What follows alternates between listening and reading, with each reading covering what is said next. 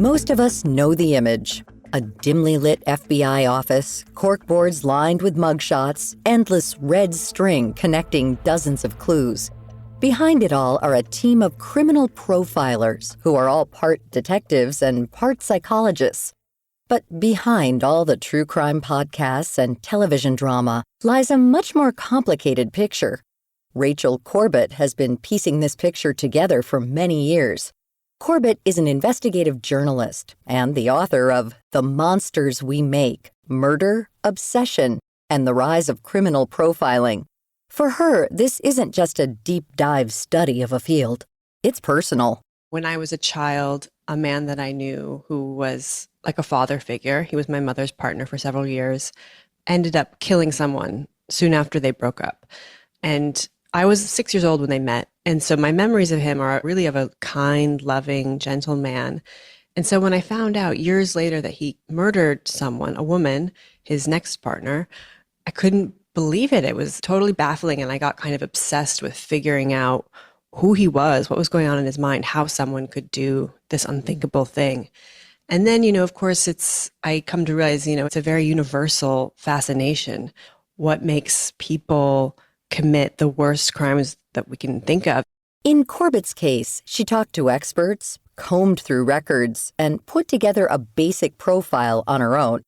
Still, none of the motives made complete sense. As much as I investigated Scott, the man, I never really came to any conclusions that were clear. I looked at all the forensic evidence. I talked to sociologists about the prevalence of this kind of particular crime in this particular place.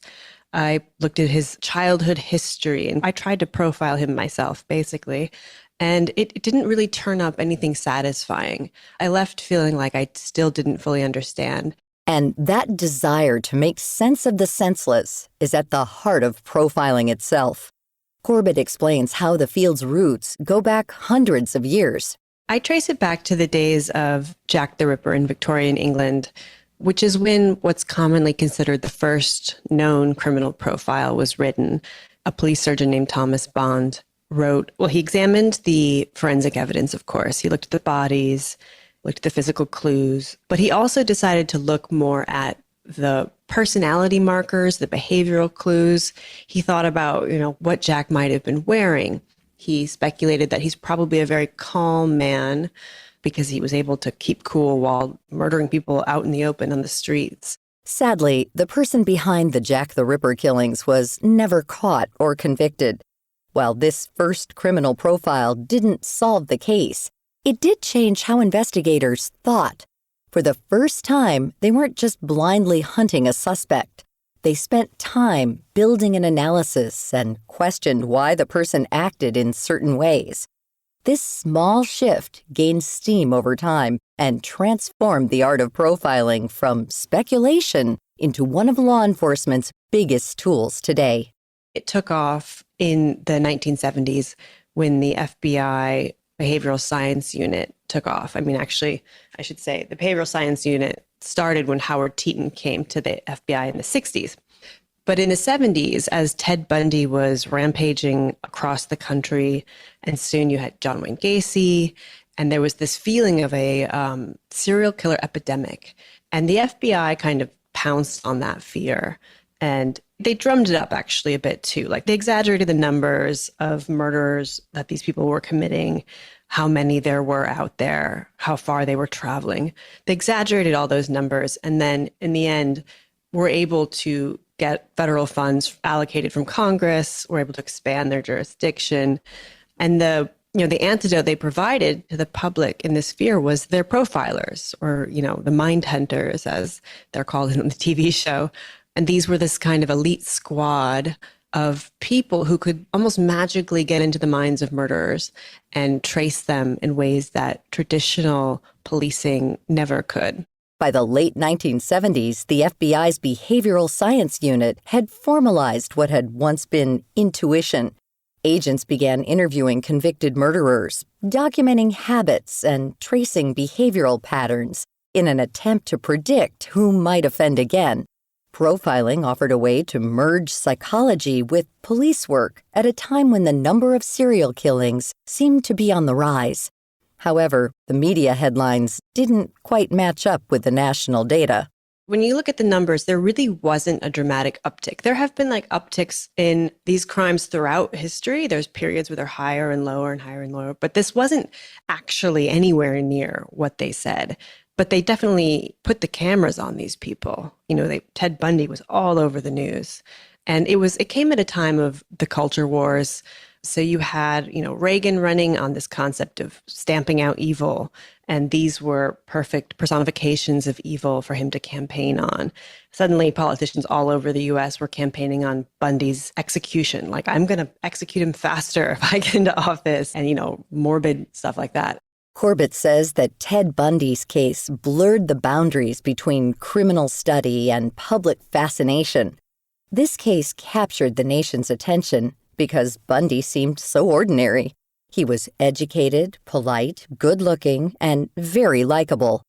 All of these traits shook up long-held ideas of how a killer looked or acted. Even after Bundy was caught, the media frenzy didn't stop there.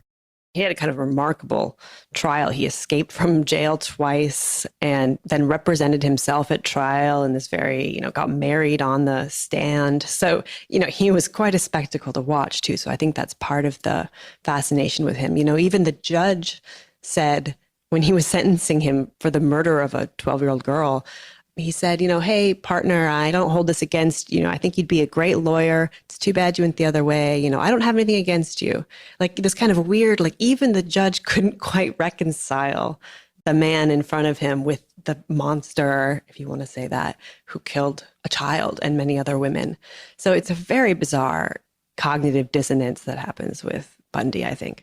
And even decades later, this fascination with him hasn't faded.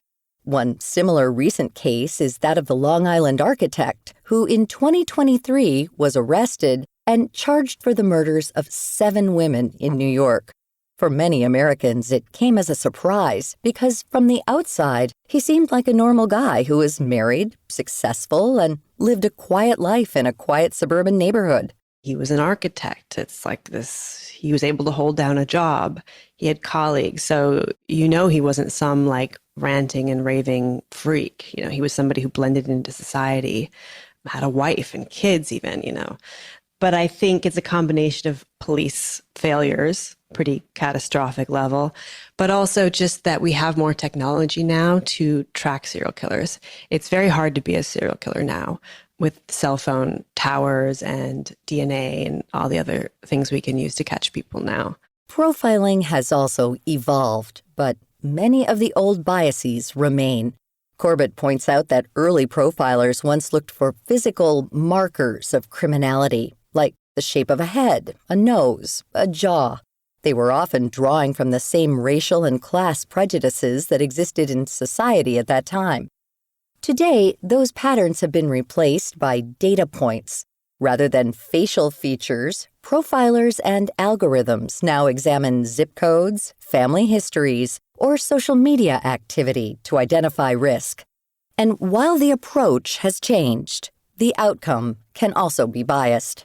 In the book, I look at a really unsettling case of profiling in Florida where they targeted children based on what their parents did. So if the parents were in jail or if there was domestic violence in the home, those children could then be targeted for enhanced policing as they're growing up. And of course, what happens is if you target somebody for policing, you end up catching them for crimes more often. Maybe it's a little marijuana charge or they're skipping classes, little things that get them into the system. And in the future, I think the data-driven policing and profiling, and with AI also, is going to ramp up. And I'd like to say that it would get better. You get better data, you get better results, but it just hasn't necessarily worked that way. Technology may make profiling faster, but not necessarily smarter. Corbett warns that replacing human judgment with data doesn't erase bias, but just hides it deeper behind code. As these systems grow more powerful, she says the need for oversight has never been greater. To learn more about criminal profiling and our guest, Rachel Corbett, head to viewpointsradio.org. Also, check out her new book, The Monsters We Make: Murder, Obsession, and the Rise of Criminal Profiling, now available in select bookstores and online. This story was written and produced by Amira Zaveri. Our studio manager is Jason Dickey. I'm Marty Peterson.